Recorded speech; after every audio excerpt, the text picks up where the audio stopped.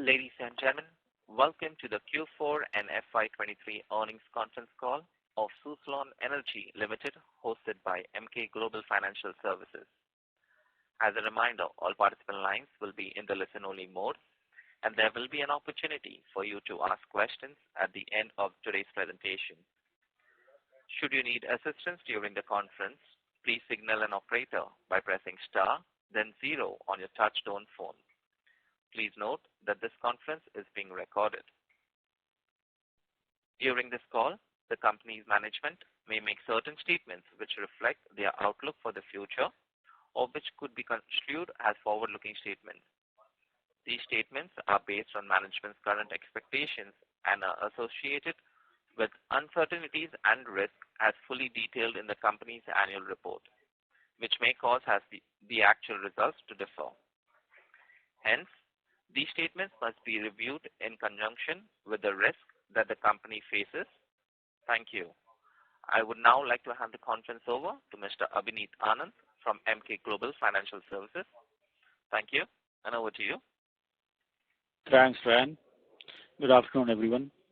I'd first like to thank the management for giving us this opportunity to host the call. Today we have with us the top management of Suzlon Energy Limited, being represented by Mr. J.P. Chalasani, Group CEO, and Mr. Himanshu Mody, Group CFO. I will now hand over to the management. Over to you, sir. Thank you, Abhineet, and good evening to each one of you, and thank you for joining us on our Quarter 4 FY23 earnings call. At the beginning, let me apologize to you for any inconvenience in the call because both me and Himanshu are having sore throat, so you might hear some coughing. Okay. So it's not because there was a hard question, it's because we are not feeling well. So I hope, I'm sure you had an opportunity to review our results and investor presentation. We will share with you an overview of the industry and we will walk you through our Quarter 4 FY23 and full year FY23 performance. We will then take your questions. As all of us know that with good policy initiatives from the Government of India as well as few state governments, the wind energy sector has got much needed impetus, providing momentum for industries to kickstart the journey to net zero. The 2030 GOI target of 500 gigawatt of non-fossil fuel-based capacity, which again substantiated by the recent year report of the generation mix for 2030 demand meeting, envisages that 100 gigawatts of wind capacity to be set up. So with the current capacity of around 43 gigawatts, so we will need wind installations of about roughly 8 gigawatts per annum over the next 7 years. The recent important announcements of discontinuation of e-reverse bidding and resorting to closed bidding, coupled with the state-specific bidding for all 8 states with the full tariff, I think we feel that would actually make us get back to the pre-FY17 level of capacity additions. FY24 wind bid plan 2.5 gigawatt each by SECI, NTPC, NHPC and HJVN, that is making it to 10 gigawatts. And as you're aware that the first 2.5 gigawatts, the NIT has come out a couple of days back from SECI, which is in line with the not 8 states, but at least 5 states. The same principles it has come out. The initiatives like ISTS waiver, the extension for COD of projects till June 25 will again boost the C&I segment mainly. Wind repowering potential of 25 gigawatts and the green hydrogen mission targets. The concepts like RTO and RGO obligations will further boost RE sector in a big way. We have also responded to the market requirement of a larger wind turbine through our the S144 3 megawatt series. Our cumulative orders of 1542 megawatt are the highest since 2019. These include the order book as on March 31st, 2023 of 652 megawatt plus orders secured subsequently of 890 megawatt. Out of this, what is more gratifying for us to say is that 780 megawatt is new 3 megawatt series, which clearly demonstrates the immense trust that our clients have on Suzlon's expertise and product technology. Our priority going forward is to pursue quality orders with a higher value and better margins. Our focus remains on execution and building our order book. Our OMS business continues to do well. It has over 16 gigawatts of renewable capacity under maintenance globally, out of which close to 40 gigawatts is in India. With a positive sectoral outlook and strong fundamentals, we at Suzlon now well equipped to leverage the market opportunity arising from energy transition. I would now like to invite Himanshu to take you through our financial performance. Thank you, JPC sir, and good evening, ladies and gentlemen. I will be using slide numbers 18 to 22 of our investor presentation, which has been uploaded on our website as the reference point for my discussion during this discussion. FY23 has been a historical year for Suzlon since the company has seen significant improvement in all key financial parameters. Our balance sheet is stronger as a result of a significant debt reduction post the rights issue. Our fundamentals have strengthened with a consistent focus on our bottom line. We are pleased to report that our consolidated net worth has turned positive after 10 years, and it is at 1,099 crores for FY23.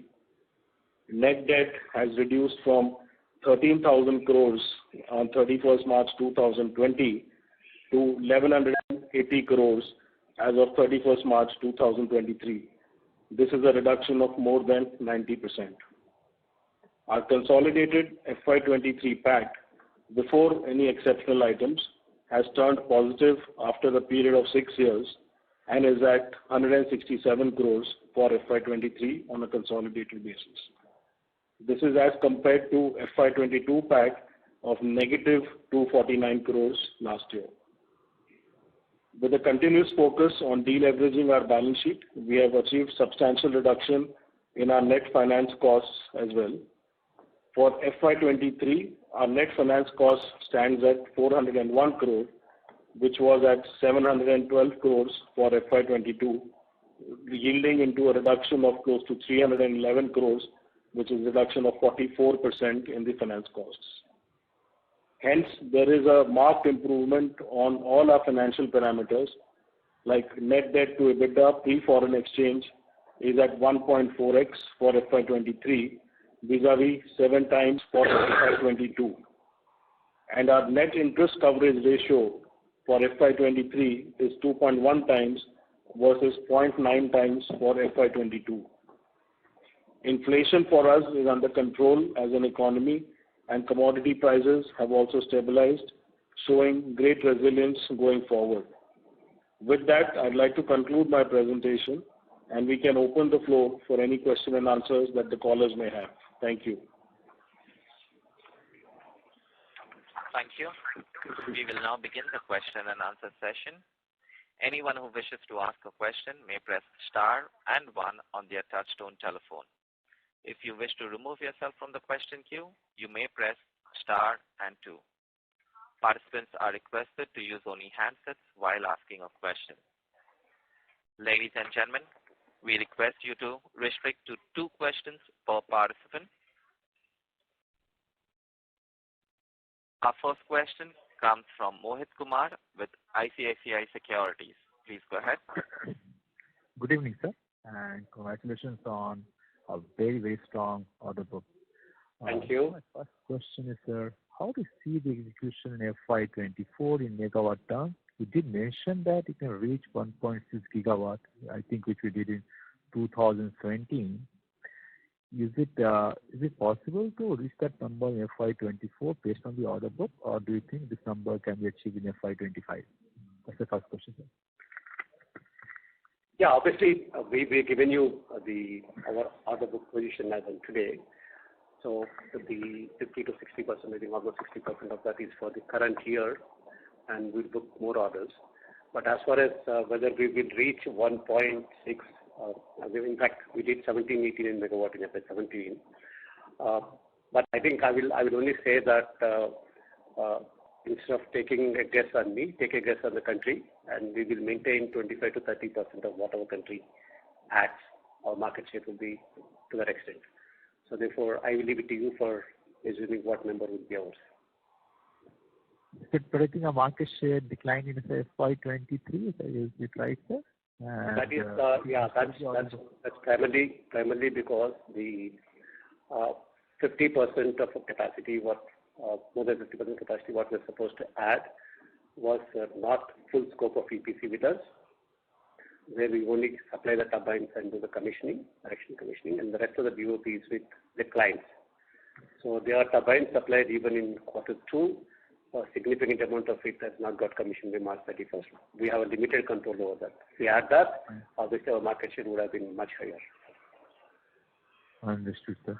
My second question is, what are the challenges required to get back to this at this high level of activity in terms of capital expenditure and working capital funding? So from a working capital perspective, we have made a good start in securing working capital facilities for some of the orders that is currently available with us. Of course, this will keep getting built up to match with the delivery schedules of the orders. So we don't see any significant challenges on being able to have the working capital ramp up done in time to be able to deliver on those orders. And we already started carrying out projects. Any capital expenditure you need to do, sir? So capital expenditure we would not need to do certainly for FY24, other than the normal maintenance capex that we do, which is close to about 100 crores. But for FY25, we may need to start placing certain advances and orders in FY24. So that may be a delta of another 100 to 150 crores over and above our maintenance capex that we may need to do to augment certain capacities for FY25. Yeah, that's mainly for our 3 megawatt platform augmentation. Understood, sir. Thank you and all the best, sir. Thank you. Thank you. Thank you. Our next question comes from the line of Gautam C. Jain with GCJ Financial Advisors. Please go ahead. Yeah, good afternoon, sir. Afternoon. Yeah, congratulations for a very good set of numbers. My first question pertains to your turbine segment. You are still not making money if I look at your EBIT. So can you guide us when we will be able to make money in this wind turbine business? So hi, Gautam. On the EBIT, you may be right, but at the EBITDA level for FY23 in the WTG business, we've reported a 96 crores of EBITDA for the full year. Of course, at the EBITDA level, because depreciation of close to 250 crores, which gets reduced between the EBITDA and EBIT, still continues to be negative. But on the EBITDA level, also for the WTG business, despite the lower volumes in FY23 as compared to FY22, we've been able to deliver a healthy EBITDA margin. Okay, so what maximum margin we can achieve in this business in terms of EBIT margin? So, EBIT margin, again, I won't comment on. I will stick to my answer on EBITDA margins. EBITDA margins in this business certainly can go up to single high digits in percentage terms. Okay, around 8 to 9%, right? Single high digits, yes, I would say. Yeah, 8 to 9 falls under that category. Okay. And the second question pertains to your execution capability. You have written in the presentation that you have capacity to, I think, execute more than 2,000 megawatt, right? Yeah, that's what we established earlier in FY17. If you remember that, we did that. And you also said that. Okay, you also said that 8 to 10 gigawatt, the orders need to be placed by different companies in wind power energy. So how much do you expect to get from that, orders in next 3 years or 4 years? Can you guide us on that? So it's like as we said that our aim is always to be a number one and number two in the country in terms of market share, and more important than that is that we will be plus 25%, let's say around 30% is the market share what we will aim at. So this is 10. You can't really take the 10 gigawatt bidding because they'll get bid at different times and the CODs will come in different years. So the year of bidding is not the indication of when the actual COD would happen. Okay, so we'll try to maintain 30% market share. Yep. Okay, and my last question is, So we will have a good amount of cash generation in 2024 as well. So can the further reduction in net debt be seen in 2024? So certainly there will be reduction in the net debt in 2024. It may not be at the same pace as what the company has seen in the last few years, but I think through whatever cash flow generation as per the amortization schedule of our loan, yes, we will continue to see the debt reduction. Okay. Any guidance on your AMC business growth in the future, because that's also stagnant for the last 6-7 years? Excuse me? OMS. See, OMS is there are two ways of business growth. One is the turbine business, what we do. So obviously, as our the turbine sales keep increasing every year, to the extent the growth would happen. Obviously, you know that as a country itself, there's a subdued numbers in the last 5 years. Post FY17, if you see last 5 years, as a country, we did anywhere between 1,800 minimum level to maximum 2,200 megawatts. Okay, it's not just us. As a country, we're not been growing, whatever the reason. But whatever has been our share, that growth has been there. So therefore, it is not something different from the sector. We've been growing as per the sector. In future, as we keep growing, that will go, and then obviously we will also look at growing by the multi-brand, the turbines. Okay, great.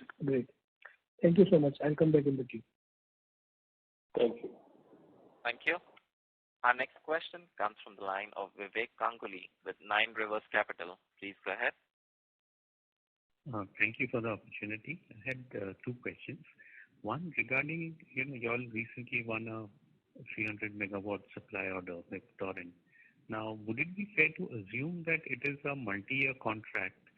And if that is the case, then how do you all manage the raw material volatility risk associated with such projects? Some of the basic things is we're hedged in the contract as the commodity pricing, whether the steel and maybe the foreign exchange. So that is one way of hedging in the contract as a possible. Second way is that we do have a long-term relationship with our suppliers. So therefore, we give them an upfront the indication of what we want, and we lock in the prices in early. So these are two ways we try to see that we don't go beyond our estimates. My second question is regarding the performance of the Chinese companies in the domestic market. So there are, Goldman is a very large company. I don't know whether they are in India, but Envision apparently is. So how are they performing? And are there any regulatory, steps being taken by the government, or are they free to, operate in the industry? If you can give shed some light on that, that would be very helpful. Obviously, we are hands-on with our own FIR, so therefore I don't want to get into whether they have a regulatory hurdle. But one thing I want to say is that if the market is going to be what we're envisaging, okay, like 10 gigawatt bidding for every year and things, there is a pie for everyone. So I don't think that's an issue. Whether they will have a hurdles or not, I don't think it's right for us to comment upon. Right. And what is their market share right now? Their market share? Yeah, in the domestic, in the Indian scenario. It's not right for me to comment about others' market share. We can talk about our market share. Okay, thank you. That's all from me. Thank you. Our next question comes from the line of Rohit Bharwani, an investor. Please go ahead. Yeah, thank you for giving me the opportunity. I had a couple of questions. My first question is, how much are the carried forward losses at consolidated level? And related to it, what is the expected tax rate for FY24? So for FY24, I can confirm that at the consolidated level, there will be no tax outgo because we would be utilizing our carry forward losses. And the total carry forward losses on the balance sheet as of today is close to about a little less than 2,000 crores. Okay, sir. My next question is, realization has gone up if we see on quarter-on-quarter basis. In wind turbine business, it is around 6.10 CR per megawatt. So can we expect this to continue in this financial year?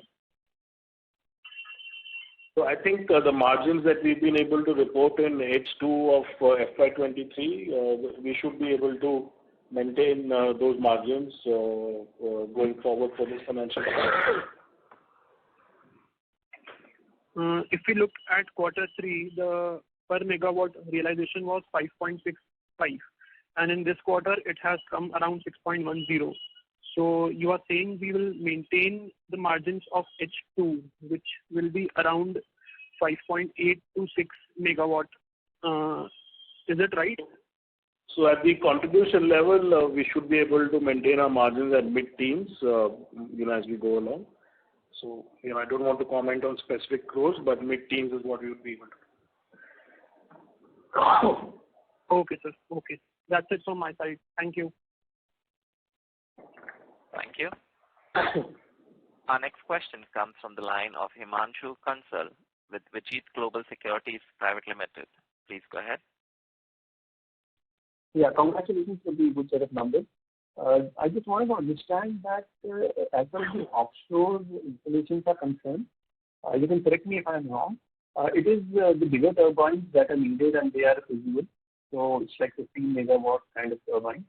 I just wanted to understand that government has also started pushing for the offshore in the recent few months. So how ready we are for taking on the offshore project? I think we are aware of that, and we are aware of the program when the offshore turbines requirement is coming in India, and we are getting prepared to be ready by the time the demand is there in India. We would be ready. Matching the demand schedule. Okay, thank you. Just one more question. In terms of reduction in the interest cost, if you can just give us some idea as to how much more interest cost can go down this year? So, this year, of course, difficult for me to give you a number, but as I said earlier, compared between FY22 to FY23, the interest cost reduction is about 44%. It certainly won't be to that extent because, there may be working capital facilities, which is by way of non-fund based limits, which we will be ramping up for execution of these orders. So whilst our term loan from, gross debt of 1,900 crores will keep reducing based on the cash flows, but at the same time, our LC and bank guarantee commissions that we need to incur for working capital will also be comprising a part of the interest cost. So yes, while there may be a reduction on the 401 crores, but certainly not as high reduction as we've seen in the last few years. Okay, great. Thank you very much. Thank you. Thank you. Our next question comes from the line of Ishan Bhargava with Emkay Global Financial Service. Please go ahead. Good evening, sir. Thanks for the opportunity. So you mentioned that there are no current challenges on the working capital, but just checking on another aspect. Last quarter, you mentioned that we were in advanced discussions with 4 to 5 institutions for working capital. So how have those discussions progressed? Could you give a flavor of that?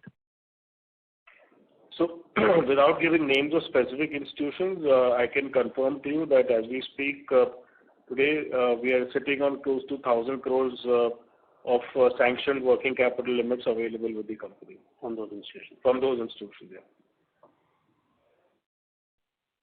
And we are, of course, constantly in discussions with the same institutions to ramp up the working capital or the project-specific funding to deliver on those orders. So, certainly, it's a marked improvement over the last quarter, and we see this continuing from quarter to quarter. Thank you. Thank you.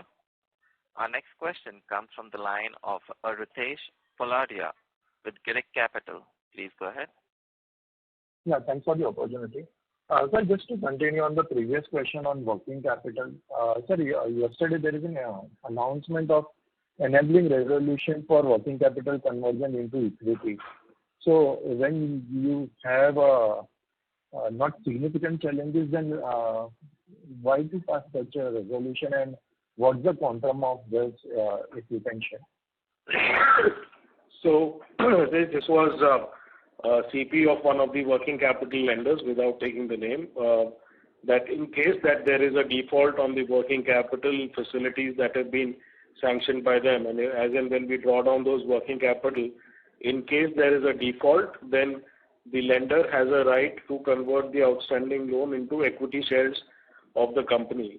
This is a fairly standard enabling resolutions for most kind of indebtedness that companies take. So even when we refinanced our facilities last year, a similar enabling resolution under what's called 62(3) of the Companies Act was obtained. So it is in line with that. So it is, while of course the resolution has been passed by the board and it will be tabled before the shareholders, but it is more a CP compliance than in actual, the chances of it being implemented in actuality given our current financial status is very remote. So this enabling resolution come into effect only in the case of default and not otherwise. Is that understanding correct? That's right. So the lender needs the comfort that in case of a default, the shareholders have approved a resolution so that there is no hurdles for them to convert the outstanding loan into equity shares should the situation. And what's the interest rate currently going on for the working capital for you guys? So working capital, in our case, it's all non-fund-based facilities. So we typically pay a LC or a bank guarantee commission or a letter of comfort commission, which we take from NBFCs. So that ranges anywhere between 2 to 3% of the LC or BG commission that we get issued from them. So it's not a term loan facility, where we pay sort of close to 10% on our existing borrowing. It's a little different construct. Sure. And any advance available from this PSU or the government companies? And is there an interest component to it? So we don't get advances. Of course, when we issue bank guarantees to our customers who we've taken orders from, so what we give is an advance bank guarantee, and against the advance bank guarantee is when our customers release the advance to us against the orders. So to that extent, it is cash neutral, and which is why all our working capital is non-fund based and not fund based. Yeah, that's it from my side. Thank you very much, sir. Thank you. Thank you. Our next question comes from CA Arun Maruti with Shublab Research. Please go ahead. Yeah, am I audible, sir? Yeah. Go ahead. Yeah, thanks for the opportunity, sir. And congratulations for the good results for this time. So my question is with regard to the facilities of other some inactive players whose O&M activity is not being done by them. So are we envisaging any opportunity in that particular activity? As I said, sometimes ask on the service business looking. Yes. From our turbines, we're also looking at the growth in terms of multi-brand turbines. That means which are not our turbines. So therefore, we would keep exploring the opportunities. But then obviously, with them, we need to be sure that we will be able to deliver the same level of service what we provide for our turbines, because we have that standard with our clients. There is a set of expectations when this is done. And the moment we're confident we can provide that service and making a reasonable margins, we will acquire. And we're in the market. We keep doing it. Already we've done some turbines, and we continuously keep doing that. Okay, sir. And on the casting and forging activities, would you like to share something on that? That will be helpful. I think the way the demand for wind turbines is increasing, so then obviously the demand for the components is increasing. So therefore, our foundry division is seeing a significant order inputs, and they are also working towards the improvement in productivity by doing some debottlenecks so that we can increase our capacity for this year and next year and subsequent years. And even in forging units, we are finding the order intake increase this year. So we are seeing a growth there along with the parent company.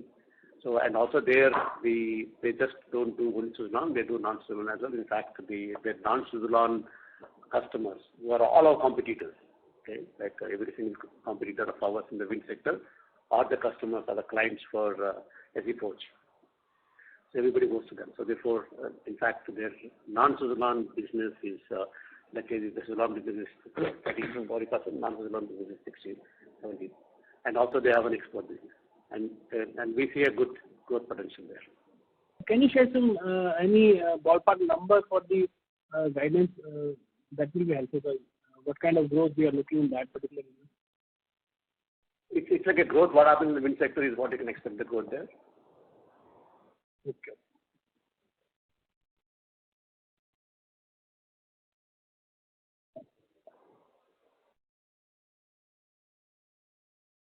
Can we move on to question here? Our next question comes from the line of Faisal Hawa with HG Hawa. Please go ahead. Also, with the massive, shift to renewable energies in future, would it be like too optimistic to believe that we could have like more like a 1 lakh crore order book, with something very similar to what happened to us in the early 2000s, where we were like continuously overbooked with orders. Do you see that kind of a situation coming back anytime soon? As most of the players who are really very much adept at recognizing this oncoming flow of orders are not as well prepared as they used to be. Obviously, I don't want to put a number to it, but I can say that yes, as the policy is talking about, and say there are two growths that are happening now in the wind sector. Earlier, we used to mainly depend upon the utility sector, where backed up with PPS used to be significant, and the retail segment used to be small. But now with the C&I segment growing significantly, so there is order book coming there as well. We don't need to depend just upon the grid. What I can only say is that we can choose now on the orders, of which would give us, one is good margins, and the second thing is easy to execute, and the third is who is the client, so that we can have a long-term relationship in terms of OMS. So I don't, in my opinion, the order, at least for the next few quarters, orders would not be a constraint. It's a question of how much can we pick up in terms of our ability to execute, and also the good quality order as well as quality lines. That's what I would put it as. But directionally, yes, you're right, there will be more orders in the sector. And then can you just tell us of 2 or 3 shop floor improvements that we have made to really cut down on the order execution time, and to really increase margins for our company? Earlier, what used to happen, as I said sometime back, if you look at even, let's say, the highest we did in FY17, the entire 1800 megawatt was done by us, GPC basis, mostly, completely on a turnkey basis, end-to-end by us. Okay, that stretches us in terms of acquisition of land and number of cranes and our people ability and project management. But now what is happening is that because we're having a mix of orders, where some part of it is EPC, some part of it we call it as SIA, which is supply, installation and commissioning, where the clients are doing, and some people in fact just taking the turbines, they are doing the erection under our supervision. So with that, our capability to execute more orders in terms of execution part of it is increasing, because there's supplementary efforts from the clients as well, compared to what we did in FY17. So actually speaking, our ability to execute projects today on the capacity wise is much higher than FY17, because we are supplemented with clients as well. And so how are we viewing the whole offshore wind power? Will it finally come into any kind of a majority, or it's still time to go? I'm sure that you know more than me, because you people keep tracking the sector much more than the offshore is our aspiration, the country. Obviously, that we need to build the ability. There is an aspiration there at the level. So we need to build that ability, and how long it takes for that ability to be built, and when the first project comes, it's everybody's guesswork. But what we are doing internally is that we don't miss the bus. We are preparing ourselves as and when that opportunity arises, that we will be there in the market. And any orders coming from overseas to us, or are we not even looking at that? Right now, no. There is enough in India for us, so we don't want to take our eye out of India. Okay. Thank you a lot, sir. Thank you. Our next question comes from the line of Himanshu Kansal with Vijit Global Securities Private Limited. Please go ahead.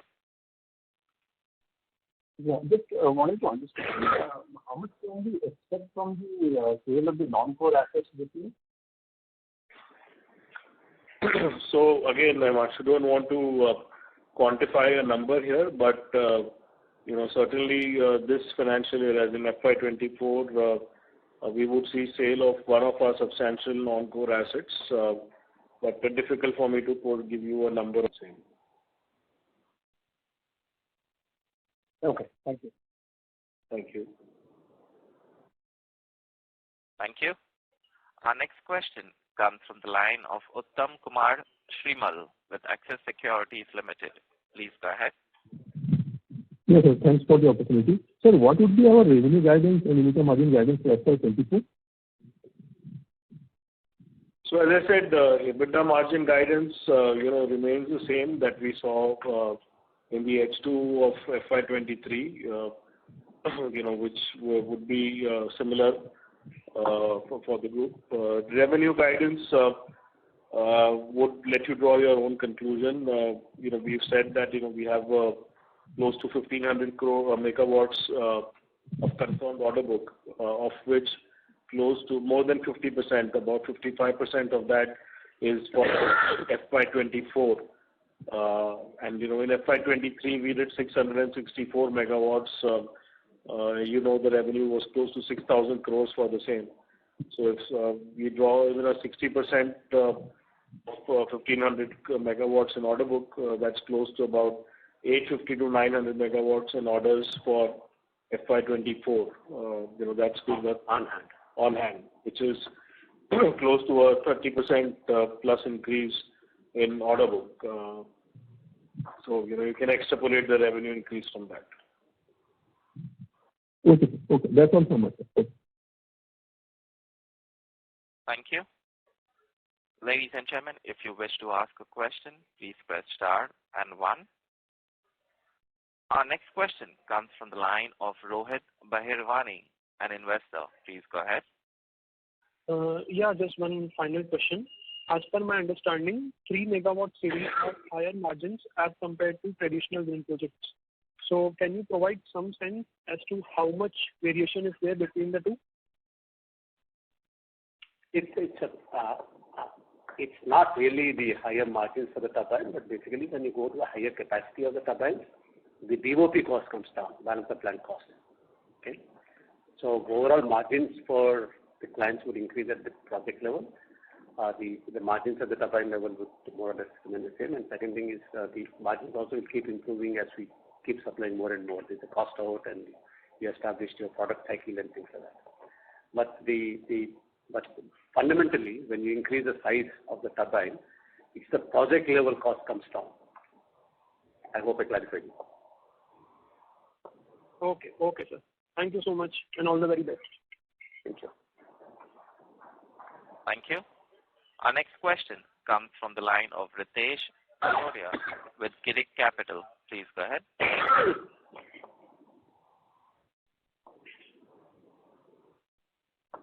Ritesh, your line is unmuted. You could please ask your question. Yeah, can you hear me? Yeah. Thanks for the opportunity. On 3 megawatt series, how economic is different from this 2 megawatt? If you can give us some idea, because I believe definitely your efficiency is much higher, but so is the cost. So what's the net gain, or is it the economic factor? No, as I think the previous question I answered with respect to the turbine, when you keep increasing the size, so it's not necessarily the cost per megawatt of the turbine comes down, but cost per megawatt of the project comes down. Because if you say that you are doing 300 megawatt project, if you're putting 2 megawatt turbine, you need 150 footprints which are spread much over area. One is land cost increases. Second thing is your entire BOP cost, your evacuation cost, everything goes up. At the moment you make that a 3 megawatt, only 100 footprints, so your BOP cost comes down. The cost of the project comes down, but not the cost of the turbine. So the economics, like the IRR for the developer goes up. Yes. More than that is I think I look at a higher capacity even although it's done, because you keep increasing the capacity the way we want to go from 40 gigawatt to 100 gigawatt. Your availability of land keeps coming down. Okay. So therefore, the two things would happen with this. The requirement of land comes down significantly. And the second issue is that in wind projects, major issue is that keep getting issue of pathways. Okay, your ROWs, not just during the period of execution, even during the period of operations, because they are in the open area. Those troubles keep coming down, in addition to the project level cost coming down. But significant thing is the main reason for the turbine side of going up is that your land area required and the constraints in terms of operating comes down. In addition to some extent, the BOP cost comes down. Sure, sir. That explains. And sir, what's the replacement demand scenario looks like for next 2 years?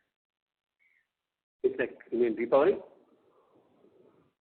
Yeah, because those which are like 20-25 years old need replacement. So, what's the scenario look like in next 2-3 years? What kind of additional demand? Wherever we are reaching to that stage, because the turbine's quality appears to be still good, so most of our clients, these are mainly the retail clients at that point of time. We're talking about 20-25 years back, they didn't have a big IDPs or utility customers, so not there at that point of time. So what they're saying is that, okay, fine, we want you to do a life extension of this turbine. So they offer us a one-time the price for refurbishing the turbine and then keep running it. So it's a win-win for both. So they continue to get the revenue from that turbine, and for us it's good that our OMS revenue will continue. That's what is happening in most of the cases where the turbines are reached that age.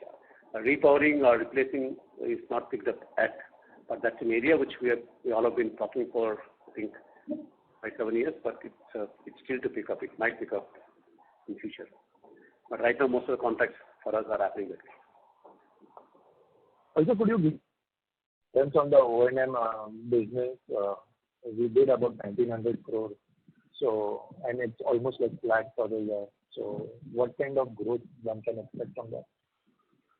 As I said, sometimes the growth would also depend upon the amount of turbines we keep adding each year. Okay. Especially we say it's flat because though we added last year and this year the significant amount of turbines compared to what we were doing, but because in FY20 and FY21 our capacity addition was low, those things have come now into commercial. Not 2 years or 3 years, we offer a free OMS period along the turbine contract. So they come into commercial OMS after 2 years. So what you're seeing right now is that what has been commissioned in FY20 and FY21. So those are very small numbers which are capacity addition. That's why you're not seeing the growth. So the last year and this year turbines what we added, so obviously will come into commercial operations gradually next year and the following year. So there's always a lag of 2 years or 3 years, mostly 2 years. Most of our contracts are 2 years. From turbine addition to the commercial operation. So that's why you're seeing a bit of a low growth. But second point is as it is, as a sector as a whole, the turbine addition has not happened much. But mainly for us is that those 2 years dip. That's also okay. Thank you very much. Thank you. Our next question comes from Nikhil Abhyankar with ICICI Securities. Please go ahead. Good afternoon, sir, and thanks for the opportunity. So, I just want you to brief us on how are the current policy measures that are announced different from the earlier ones? How tangible are the policy measures? How tangible are the results? Are you already seeing any shift in the government's tendering activities? I think the significant change, let's understand, make it into two parts of it.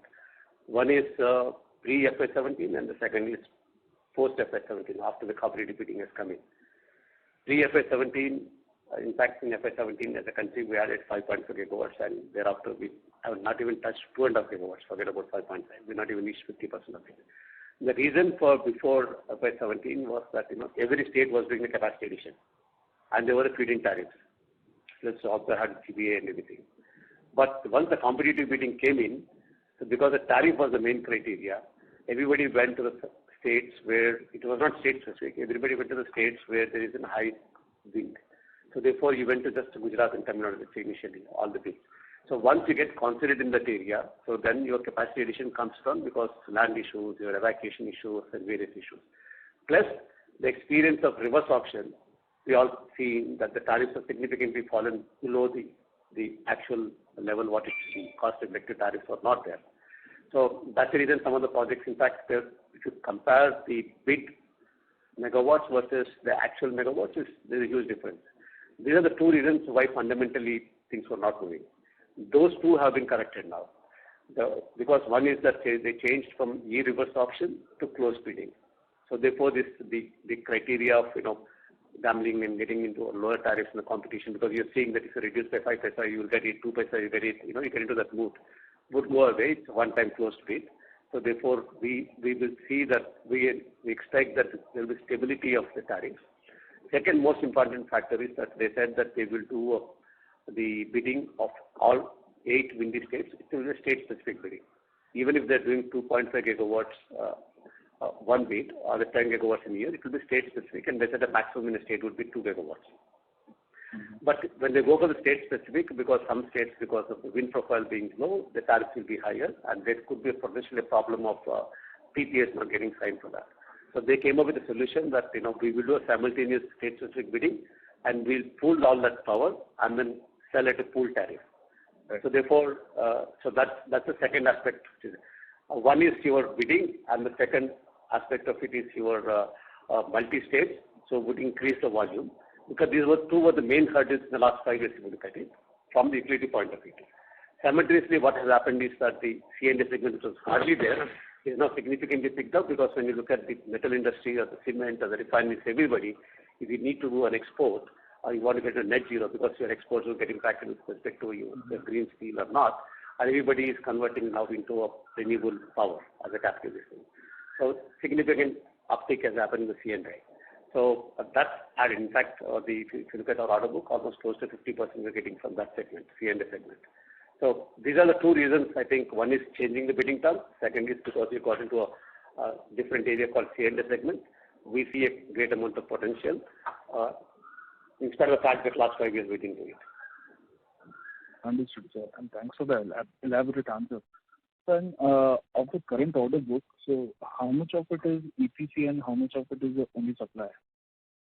I think roughly about 50-50 would be that. 50% would be EPC, 50% would be in EPC. Again, we have two parts of it. One is we do along with power evacuation. Some we do without power evacuation. Okay, they do the power evacuation. So the 50% is both. The balance 50% would be like pure turbine supply, come erection, come commissioning. But BOP won't be there. Understood. And whatever we commission after 1 to 2 years will be added into our OMS portfolio, right? Minimum 2 years. Minimum 2 years. Okay. And sir, any plans on monetizing OMS business? So, not yet. Of course, keep looking at optimizing our capital structure from time to time. But, there is nothing concrete to report. As and when the situation develops or anything develops, we will, of course, under the SEBI listing norms, whatever is required public disclosure, we shall make. Okay, sir. Thank you and all the best. Thank you. Thank you. Our next question comes from Vikas Mukundan with Freelance Consultant. Please go ahead. Yeah, hi. Good evening, everyone. I joined the call a little late. My question is regarding this ISTS waiver till June 25, commissioning of all projects by June 25. Is that going to spur captive projects in a big way? And since you have a land bank in major wind sites, would that help in getting more orders from that segment? See, the ISTS waiver is obviously, it's for the projects which are connected on the power grid network. Okay. So not on the state network. So therefore, wherever we have a land bank, if there's actually the evacuation is in the STU network, then this doesn't serve a purpose.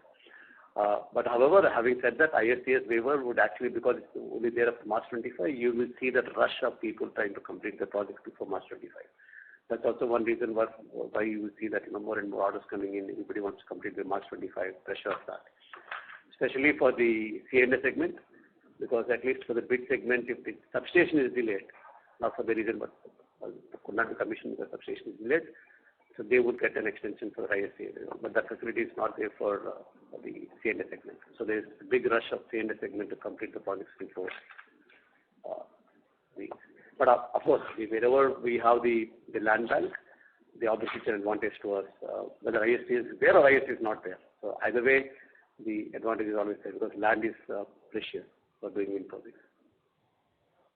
Right. Thank you so much. And one follow-up question to this itself is, how much, since you said there's a rush for such projects to be commissioned by March 25, how much of such projects could Suzlon be getting?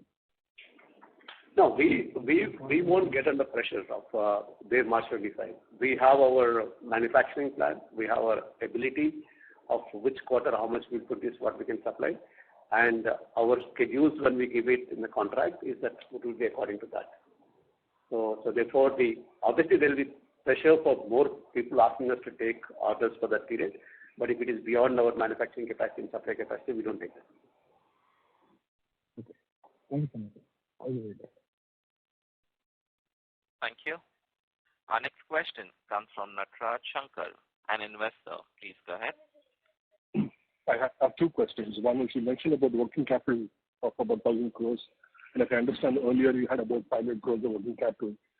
Let's assume that 1,500 crores is the working capital limit. What is the order book that you can actually take? That's one. And secondly, what is the initial feedback that you're getting from the state electricity boards for wind power, which is going to be slightly more expensive than solar otherwise? Is there any initial feedback from them in terms of their perspective on whether it is sustainable? Let's take the second question first. Okay. The expensive, inexpensive is a wrong term to use by just looking at the absolute tariff number. Okay. The expensive, inexpensive depends upon when it is generating with respect to the demand. Okay. So unfortunately, because we don't have the time of the day today, so we talk about, somebody is giving at 260 and Pindi is coming at 290 and 600. So therefore, it's not. Today's current requirement, if you're seeing, the most important thing is that for 2030, there's a detailed exercise done by CEA. In fact, they split into 5 different nodes, as we know that, east, west, south, the north and the northeast. Node-wise, they've done the analysis. And they've identified what is the demand in 2030, 8760 hours. And then they also identified what would be the least cost option to meet that demand. In that least cost option, it comes as that point of time, there'll be 100, it's 99,815 or something, don't hold me, 100 gigawatts of wind and the 300, I think, yeah, if I remember right, 400 gigawatts of solar is what they're talking about, is the requirement of this. So therefore, even from the least cost option, you need both. It can't be wind, it can't be solar. Okay. So sorry, 300 gigawatts of solar and 100 gigawatts of wind is what they're saying is the requirement. So pure wind, pure solar is not going to solve the purpose of meeting the demand.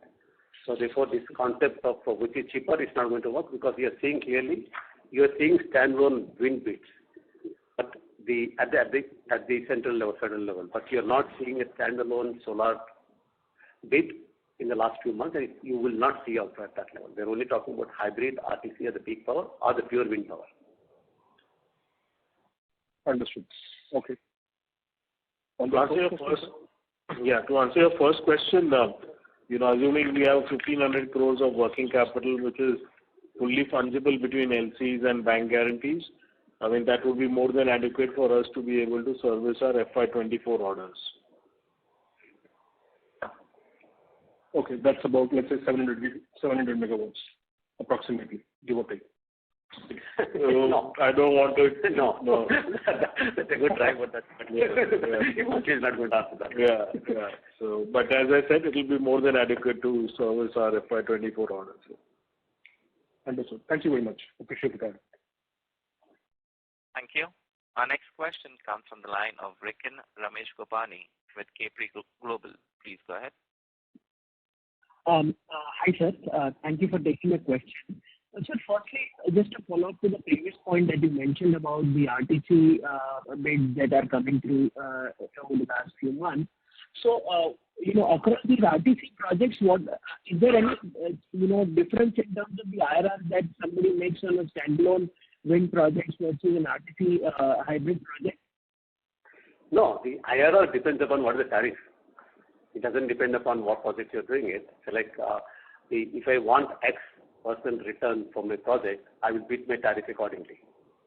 Okay, so the tariff determines your return. But if you want to compromise on your return and go to lower tariff, it's a different issue. But otherwise, I'm sure that every investor or every IPP would have their own hurdle rate of return, and they will bid at that according to the tariff comes out, whether it's RTC or pure wind or the pure solar.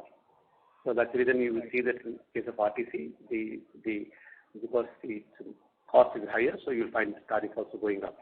That means obviously everybody is keeping the return same, but the cost being higher tariffs are coming. Right. But in your interaction with your clients, do you understand that compared to a standalone wind project, this is slightly better IRR, or it actually will different between a standalone?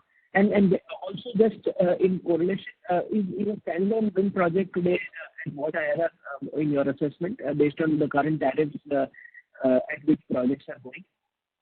The IRR depends on a number of factors. It's not just the tariff alone. So who am I? What is going to be my cost of funding? Okay. Many people do a different costing and then subsequently do refinancing. There are a number of factors which decide your IRR. One is in relation to your hurdle rate, what you put in. So it's impossible to say that, what would be an IRR for a particular given tariff, because there are a number of other variables which will decide your the return. But I'm assuming that the current tariffs, which are anywhere between 295, 305, 305, 310 is what the wind is settling down. I'm assuming that's the tariff range what people are comfortable with the hurdle rates what they're expecting. I expect. Understood. Obviously, either whatever they purchase, they're finding pressure on the returns at the tariff level. That's the reason that sometimes some of the projects are not moving forward. Understood, sir. That is clear. And sir, just last question from my side is about the inflow that you expect. So in this year, what is the kind of, in terms of gigawatts or megawatts, what kind of order inflow do you expect at your company?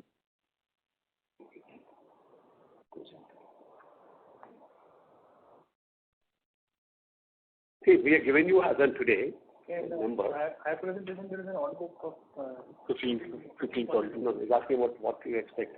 So again, difficult for us to provide you a number, but as we've been saying, there is very active negotiations going on for a large order book size. We don't want to obviously put a number to that, but currently, given the traction in the market, both on the IPP and the CNI segment, the new order book as we secure, whilst we deliver on the existing one, the new order book that we secure also could be quite significant. No, the only point I want to make is that the order book is not an issue anymore. Yeah. There are plenty of the opportunities available there. It's a question of two things would decide. One is that how much can we actually deliver the turbines in the next year. We will take order only to that.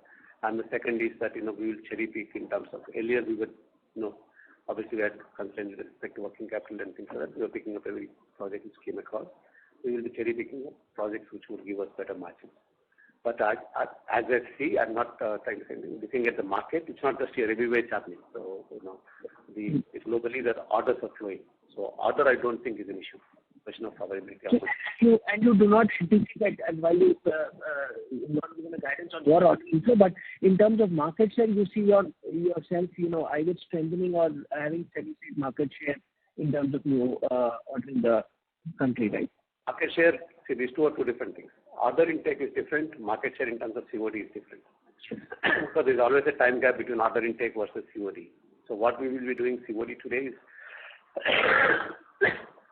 orders we receive this year. What we will receive this year will be for the next year, the following year.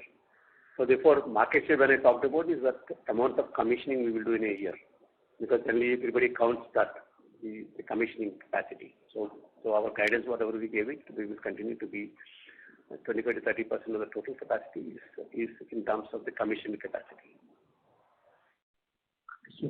Okay, sir. Thank you so much. Thank you. We take our next question from the line of Abhineet Anand with Emkay Global Financial Services. Please go ahead. Yeah, thanks. Majority of them have been answered. So just two questions. One on the competition, if you can throw some light, who are the active players? We do read some on the obviously newspaper, but if you can just highlight top 3-4 players. And second, when you had indicated, the government and the state pipelines of 8 to 10 gigawatt, this excludes the CNI segment, right? And what type of market is there for the CNI segment? If you can highlight that as well. Thank you. As I said, sorry. As I said, in the current order book, what we got is almost like 50% is what the CNI segment. We expect moving ahead, we will continue to have a similar one. The in CNI will further increase, let's say in the coming years, when you get into a green hydrogen and ammonia, which is in the beginning stage today. Okay.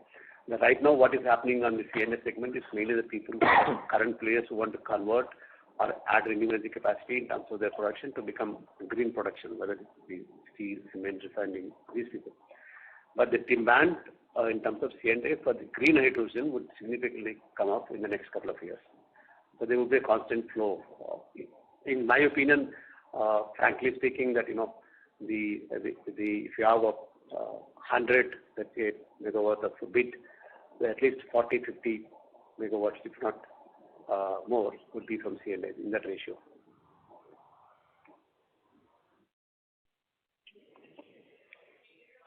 And on the competition side, sir?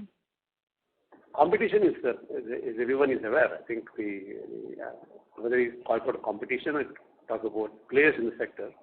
So you have Envision, you have Siemens Gamesa, you have GE, the main players, and Argonaut. So these are the main players. Okay, just one last one, sir. This O&M services, any large capacity that is existing, our PPA structure in the next few years? Come again? So, see, we would be doing around 13 gigawatt of O&M right now, right, in our kitty, as I understand. Yeah, about 14 gigawatt. About 14 gigawatt. So some of those we would have got in earlier years, maybe a decade back as well, right? So I'm just trying to understand any large capacities in the next 2-3 years that are going to exit the O&M services. No, this is what I answered. It's not that 10 years old will not. But the question is that, if something has cost 20-25 years, is what it ends. That's where the previous question I answered is that till now, right now, whatever that is happening, it's mostly happening in the retail sectors, because that point of time when the retail sector was there, they are actually, most of them, if not all, most of them are what they're trying to do is that they refurbish the turbine. It's like whatever little bit you need to refurbishing and then operate that thing, even if they don't have a PPA, because they think that they can sell in the market. Today that opportunity is available. So we have, and as far as for us, it's good that we get one-time fee of refurbishment and we get extension of our OMS services. It's a win-win for both. And even if the PPA is not there, these days people are saying I will still do it because its cost of generation is very low. It's a old turbine, depreciated plant, and I can sell in the exchange and I'll get money. Okay, that was helpful. Thanks a lot. Those were my questions. Thank you. Ladies and gentlemen, that was the last question. On behalf of Emkay Global Financial Services, that concludes this conference. Thank you for joining us, and you may now disconnect your line.